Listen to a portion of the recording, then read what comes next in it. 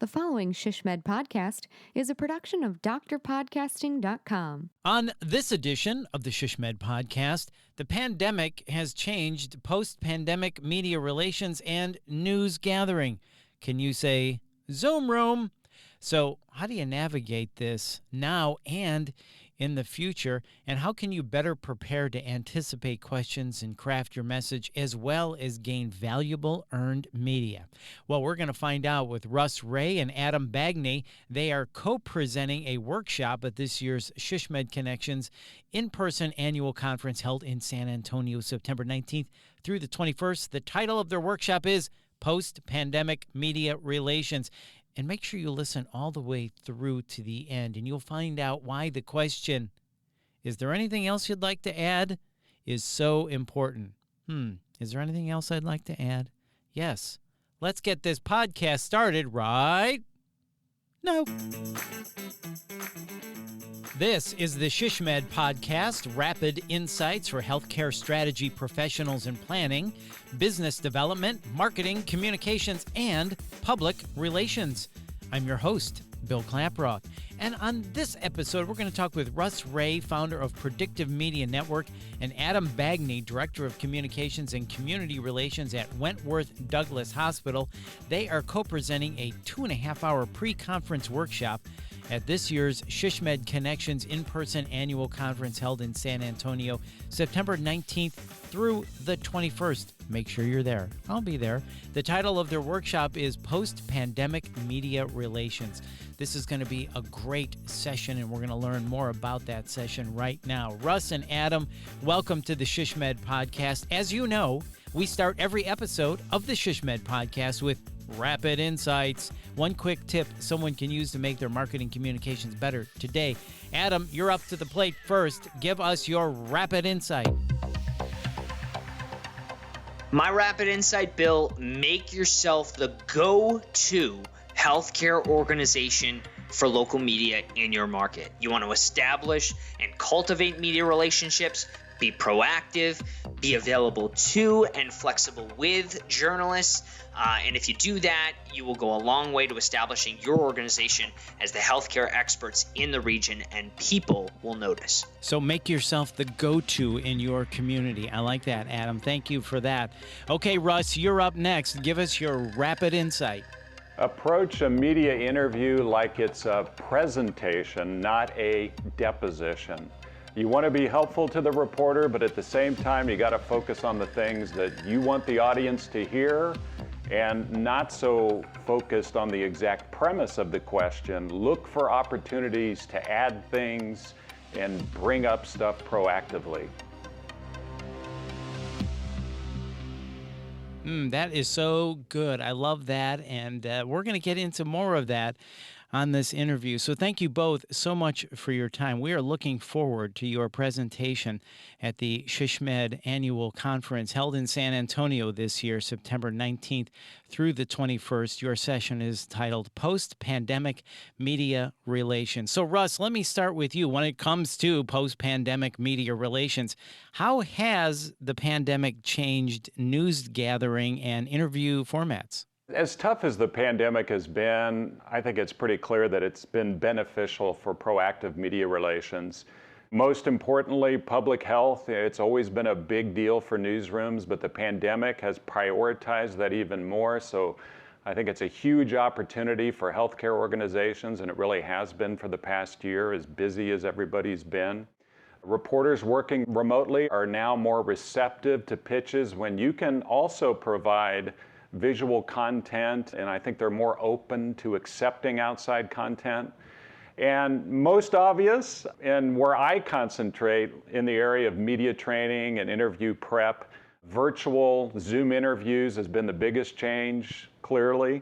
I think it's probably the biggest change since digital video transformed journalism 20 years ago. And the question is, are these approaches to doing their interviews going to last as we hopefully continue to see the pandemic subside? And Adam, I know you have some thoughts on this as well. Yeah, I think the answer to your question is yes, it is going to last. The most interesting part of it is that the Zoom interview is just now socially acceptable, right? When it comes to media, and you see it not just online and on local TV, but I mean, you see these live Zoom interviews on the Today Show, on Good Morning America, etc., national TV. So traditionally, video conferencing via the internet was really frowned upon among television and video media. And frankly, it's still not the greatest quality in the world. We all know that from our meetings at our organizations. So I'm not saying it's the best option, but it's completely sufficient and acceptable. The pandemic just got us used to seeing these quote unquote lower quality videos, if you will. So the audience isn't questioning as much, well, why does this look like crap? Because they're used to it. So that's a huge opportunity, really, for healthcare organizations to say to local media outlets, hey, the doctor is very busy today, but he can find 15 minutes to sit in front of his computer in his office and then jump right back to a patient. Or I know it's really hard to get a camera crew out here to the hospital. Can we just do it on Zoom? Or the news just broke from Dr. Fauci. Can we give you live expert analysis right away on a video call? So all of that, getting major earned media exposure, particularly on local TV, is much easier. And I can tell you here at Wentworth Douglas, we've really established ourselves, as I mentioned in that Rapid Insight, as a go-to local source now for expert health information here in New Hampshire. And Zoom has really, really helped push that to the forefront. And when you're in the media consistently too, Bill, not just paid ads, but in an earned way, that really establishes your organization as a trusted messenger in the community. Yeah, that makes a lot of sense. And we have certainly seen doctors in their offices on Zoom, no question about that. So we had to do that during the pandemic, and not that we're out of it yet. But why is it important to understand these changes moving forward, Russ?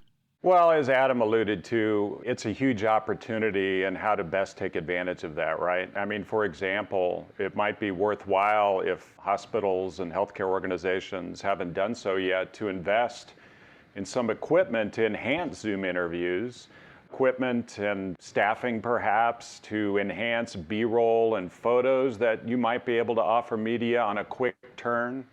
And as great as and as convenient as Zoom interviews have been, they're a lot different than traditional on-camera interviews, so there's some big pitfalls to avoid to make your spokespeople come across better.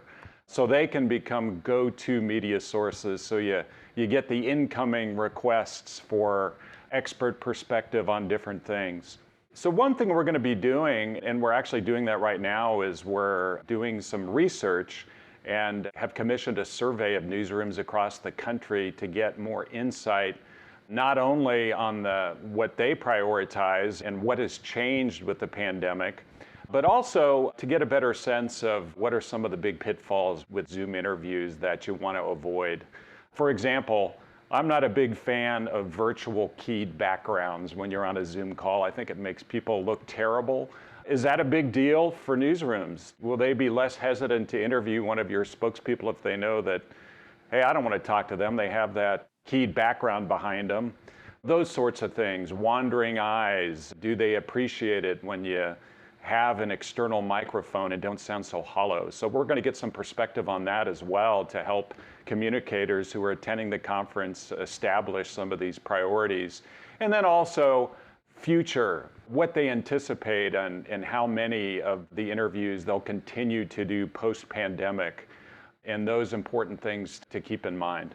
Yeah, how many times have we seen bad lighting and the angle of the laptop is too low and you're looking up the person's nose? You're like, oh my God, please put it on some books, man. What are you doing? Or ceiling fans and can lights on the ceiling distracting in the background. And it's just such simple stuff that can implement those steps to have your spokespeople come across much better. That is all great information. I take it you guys will touch on this during your session, these types of tips as well? Yeah, exactly. And we're going to have the survey from the newsrooms and exactly the priorities that they're looking for from spokespeople, what they'd like to see PR professionals do more of to help the folks in attendance at the conference to implement some of these things to enhance their media relations and help their spokespeople perform better. That's really good. And since we can just jump into our offices and give Zoom type interviews, let's talk about that performance. You guys are going to present a statistically based media training model, which sounds really interesting, that's going to help spokespeople better anticipate questions and craft messages, which is really important. So, Russ, can you share how that's going to look? What are the basic steps of how this module works? Our principal at our firm is really big on models and having a scientific process to go about what you do as a PR professional, as a communicator. I think most of us, particularly like Adam and I, who are former journalists, we approach prepping spokespeople in a similar way. We know how reporters think and the types of things they're going to ask. But what we've done is actually put some research to that. So we commissioned a research firm to analyze more than 500 media interviews. And the result of that is this model that we teach to. And it's based on the 6 common question types that reporters ask. Reporters are trained in a similar way, and there really is a predictable pattern in terms of the question types that are asked. You obviously can't predict every single question that you're going to get, but there's a predictable pattern in the approaches. So red flags, being able to recognize the trap questions and ones you don't want to touch, and transition or bridge away from and come back to your message. And there's also a predictable pattern and generally in the sequence of how they're asked. So we use this as a basis to anticipate questions. So I think one of the big things why spokespeople get nervous and might fear or avoid media interviews is the fear of the unknown. And this demystifies some of that and gives people a process to go through to prepare to face journalist questions. And I'd say, Bill, just to jump in there, just in terms of anticipating questions from the media, you really want to think like a curious simpleton, I would say. You want to pretend you know nothing about the subject you're about to be interviewed on and sort of consider what would the average Joe off the street want to know about this? I mean, those are the questions you're likely to get from a reporter because most journalists are reporting at a 30,000 foot level, right? Whether the media members producing audio or video or something written, they typically only have a limited amount of time and or space. So their report is typically going to be very high level. So thinking about what a novice might be interested in is going to help you prepare for the incoming questions, whether they're positive or negative. And also, you may get into the nuance of a subject with a reporter to help them better understand the issue and give a more informed report. But make sure you're prepared with, and this is something we'll talk about, but with some broad, catchy quotations. I mean, you can do an hour-long interview about COVID, but if you tell a reporter something very succinctly like, if more people don't get vaccinated here in New Hampshire, then more people are going to die this fall. If you say something like that, I mean, that's not a very technical statement, but it's emotional. It's true. And I don't think any reporter in America, even if they were doing a deep dive piece for the New York Times, would not use that quote. So think about what your most important points are and how to deliver them in an eye-catching or ear-catching way. And by the way, Russ talked about trap questions. If you're anticipating negative questions, just be prepared and pivot. I mean, maybe your CEO wants to make himself available for this tough interview because he wants to combat negative press. And sometimes that is a better play than a bland statement that comes off maybe cold and evasive. So coach yourself or your senior leader to pivot on these talking points. The negative question comes, you just say, well, I'm focused on X, Y, and Z. If they persist, you say, well, I think my goal is XYZ. Again, I'm dedicating my time to whatever that is. So just make sure you have something to pivot to when that question comes. And if you don't in the moment, just say, I'm focusing my attention on whatever. So we'll talk about that. And then in terms of just crafting a message, a statement, always think broadly. How will this be perceived by rich people versus poor people, men versus women, our staff versus the public, Republicans versus Democrats? I mean, all those sorts of compares and contrasts. That way you can perhaps include that in your initial crafting of the communication, some messaging that hopefully addresses those anticipated concerns ahead of time. And again, think like a simpleton. Most people just want the information at a high level. So always try to craft your messages as high level as you can. Think like a simpleton. I've got that one down. That's an easy one for me. But that's really good stuff, Adam. I love a lot of the things you said in there. So concentrate on those broad, catchy quotations. Basically, think about an important soundbite and think of who your audience is and craft that message for whoever it may be, from who you said, rich people, poor people, etc. So that makes a lot of sense. Adam, earlier you mentioned earned media, and I want to get back to that quickly because that is a buzz phrase in our industry, earned media. So you're going to explain the keys to consistently acquiring effective earned media. I mean, we're all interested in that. So can you talk a little bit more about that? You know why it's a buzzword, Bill? Because it's free. Everybody loves free stuff, right?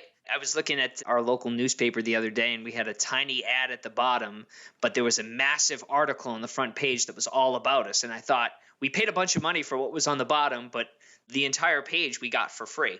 So that's why it's valuable. But a couple thoughts here and a couple things we'll talk about. And first and foremost, in terms of earned media, you want to develop relationships.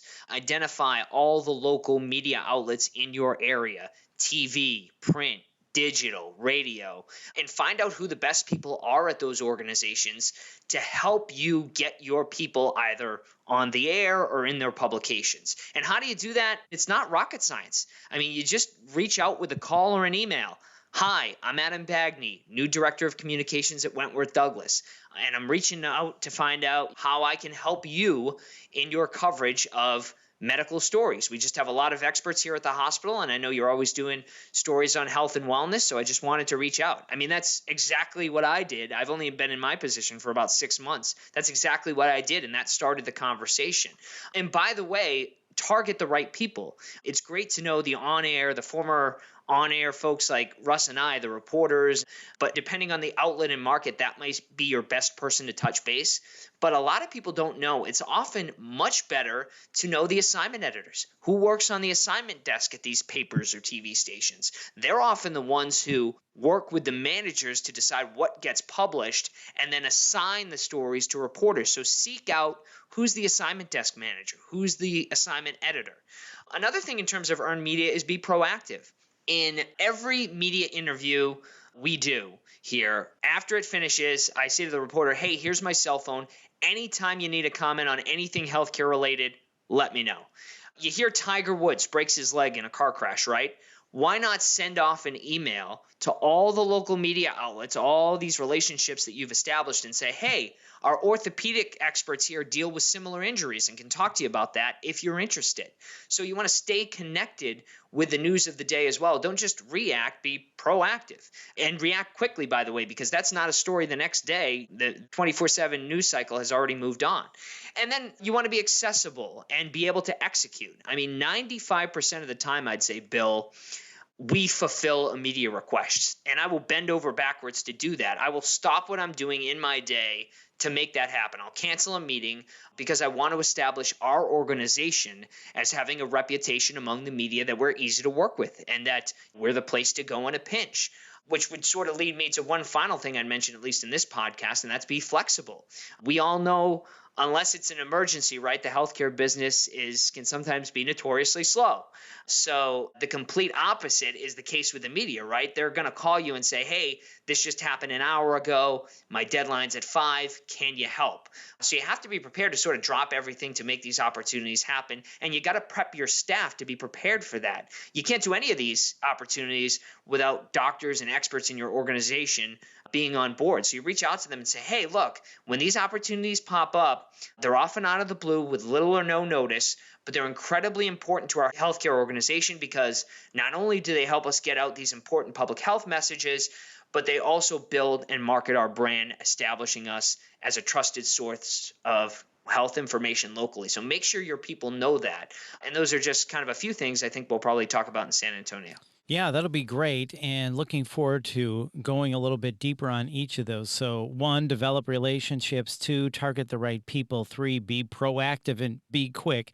Number four, be accessible. And number five, be flexible. So, it'll be interesting to go into each of those a little bit more in depth at the session in San Antonio. And speaking of the session, this is a train the trainer session. So, those attending this presentation are going to learn a simple process to better prepare their organization's spokespeople for media interviews and speaking appearances. Are you going to do mock interviews and those types of things? How is the Train the Trainer session going to work? Yeah, exactly, Bill. What we'll do is take the group through the process, this model that we've developed based on research, how to go through and anticipate based on the common question types that reporters ask. And I think most PR pros are doing the right thing when it comes to prepping their spokespeople, having a list of priority talking points and discussing the trap questions and how to pivot or bridge back to your message when you can recognize that it's a question that you don't want to touch literally. But it's a step-by-step process that we'll take them through to condense and simplify your messages, as Adam talked about. Think like you're, the very high level, the average Joe on the street, who you're communicating with. And I'm a firm believer that if you have, more than something that's going to fit with bullets on one sheet of paper going into a media interview, then that's too much information that you want to convey, particularly for a broadcast interview. So it's a step-by-step process. What is my headline message? What am I going to hit on off the top with the very first question, no matter what it is, to establish the theme of what I want to cover in this interview? What are the data points that I'm going to back up my priority messages? I'm going to have at least 2 anecdotal example stories in my back pocket to hit on, not only proactively to support the main messages, but to bridge to when you get a gotcha question. And then, of course, having your strategy in place for that all-important final question, which those of us in PR and media know what it's going to be, is the anything you'd like to add question, which a lot of people, they just want the interview to be over. They say, no thanks, we've covered that. But as Adam knows, that question is a huge opportunity and something that ends up being used in stories. So it's a message prep worksheet that we'll take the group through, and we'll take some volunteers and have a scenario that will take them through to demonstrate this and how you can implement that into your PR practices. Russ, I spent 13 years as a broadcast journalist, and I have to tell you that last question gave me some of the best sound bites of my career. And it was always pivotal. And I always thought any journalist who didn't ask that simply right at the end of the interview, is there anything you want to add, was not doing their job, because that's that sort of final opportunity for you to get that point across, what it is you really want to say. And that's a huge, huge opportunity. And don't be afraid to pivot. If you're worried that last question isn't going to come, and this is something we'll talk about, I'm sure, and Russ already mentioned a little bit about it, don't be afraid to pivot right into it. Answer the question that comes and say, and one point I also wanted to make was, and then you can talk about literally whatever you want. So that's definitely pivotal. But I think some of the other things we'll probably be talking about in terms of coaching executives ahead of a lot of these interviews is first off, don't be afraid to practice, right? I mean, if it's a critical interview on a sensitive subject, especially, take your executive aside and say, hey, let's practice this a couple times. You play the reporter, he or she practices answering the questions, and even just doing that one time is going to go a long way in making somebody comfortable. And another piece of advice I'd give to is coaching people to be natural and genuine. And sort of, what does that mean? It sounds a lot easier than it actually is. And if you looked at my demo reel from the first time I was ever on TV, Bill, you'd say, who the heck is this guy? Big difference when I was sort of a young reporter in Alabama to anchoring, newscasts in Phoenix and Boston. So it's easier said than done. But just having a conversation, talk to this person like you're talking to me in the hallway. And if the interview isn't live, we did it right before this podcast, Bill, right? This podcast isn't live. You said, hey, look, if you mess up, Adam, you can start over, which, by the way, we haven't done yet, just so everybody knows. It's no big deal. But you do that, you take your time, that puts people at ease. Again, if you don't want an answer to a question, if you get a gotcha question, answer without answering. Just pivot. It's not as difficult as a lot of people think it is. Pivot to what you feel comfortable talking about. And a lot of time, the reporter will just move on. And even a strong, insistent reporter like me would often sort of give up after a second attempt. So those are things to sort of keep in mind and that we'll talk about in terms of coaching in San Antonio. Yeah, that is really good stuff. So Russ and Adam, last question. Is there anything you'd like to add? No, thanks. I think we've covered it. Okay. Yeah, that's good. I thought I'd at least get a laugh out of you on that one. Come on, guys. Hey, now. This has really been a lot of fun. So I'll ask you both the same question as we wrap up. So what is it then you're really trying to impress on people when they walk out of that room after your session? Russ, let's hear from you first. Well, I'm big on simple, easy to implement things that will enhance your media relations efforts. Not only things that I think are helpful to PR folks to increase and get better coverage, but also how to make your spokespeople more comfortable and confident so they're more willing to do interviews. And I think it is a challenge sometimes to convince a healthcare provider or an executive to drop what they're doing when you have a quick turn media opportunity. And some of the things that Adam and I are going to be covering is to do that, to demystify the process and make them more confident by getting into the mind of a reporter and how they go about it and how that should play a key role in preparing your messages. And Adam, how about you? Yeah, I would just add to that and say that, just echo everything that Russ said and say, I hope people walk away with the realization about how valuable and powerful and important, particularly earned media is and journalism is. And it's a lot easier, by the way, in 90% of the markets across the country, which are smaller areas. It's tougher in the bigger areas, but let's face it, most of us live in smaller media markets. And just how it can really grow or hurt your brand. And it's just a great way to promote public health initiatives, improve internal morale, and market for free. So hope people walk away with the realization of the value and importance of earned media for sure. This is really going to be a great session. Just hearing you guys talk about this, there is so much to learn, and there's so many things throughout the day that we have to do as marketers. This one, I feel, kind of gets pushed to the side when really it should be more towards the forefront, how you craft your message, how you answer questions, how you go about getting earned media and things like that. This is really going to be a fantastic session. So Adam and Russ, thank you so much for your time today. We really appreciate it, and we look forward to seeing you both in San Antonio. Bill, thanks. Appreciate it, Bill. Thank you. And once again, that's Russ Ray and Adam Bagney. And registration is open for this year's SHSMD Connections in-person annual conference. It's coming up in San Antonio, September 19th through the 21st.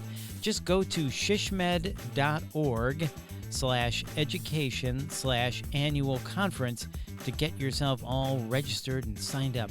And if you found this podcast helpful, and quite frankly, how could you not? Please, come on now. Please, please. Share it on all of your social channels, and please hit the subscribe or follow button to get every episode. This has been a production of Dr. Podcasting. I'm Bill Klaproth. See ya.